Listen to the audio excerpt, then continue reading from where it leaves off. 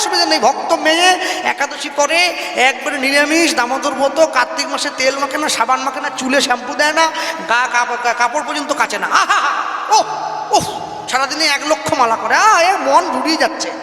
এখন মেয়ের বাবা ভালো করে ছেলের সম্বন্ধে খোঁজ নিচ্ছে, আপনার ছেলের কোনো দোষ টোষ আছে নাকি? না না, দেখুন দোষ থাকলে কি আর ভক্ত হতে পারতাম? কোনো দোষ নেই।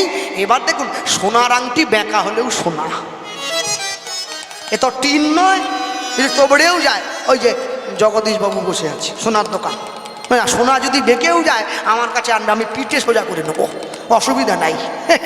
সোনার আংটি বাঁকা হলেও সোনা, ওর সমস্যা নাই।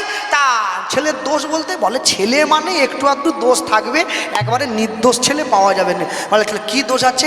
বলে না, দোষ বলতে তেমন কিছু না, ছেলেটা মাঝে মধ্যে একটু পেঁয়াজ খায়। আর কেন বলো কি? ছেলে পেঁয়াজ খায়? আপনি রাগ করছে, সব দিন খায় নাকি? ও সব দিন খায় না, মাঝে মধ্যে চালিয়ে নিয়ে যাবে। কোন দিন খায়? যেদিন মাংস খায় সেদিন খায়। মাংস খায়, মাংস না খেলে পেঁয়াজটা খাবে কিসে? মাংস দিয়ে তো খাবে, মাংসও খায়। আহা, রাগ করছে কেন? মাংস কি আর ডেলি খায়? তবে কোন দিন খায়? যেদিন একটু মদ খায়, মদও খায়। আহা, রাগ করবেন নি, মদ কি আর সব দিন খায়? কোন দিন খায়? বলে যেদিন পাড়ায় হাঙ্গামা দেখতে যায় সেদিন মদ খায়। হাঙ্গামাও দেখে? বলো কি? আহা, হাঙ্গামা কি আর সব দিন দেখে?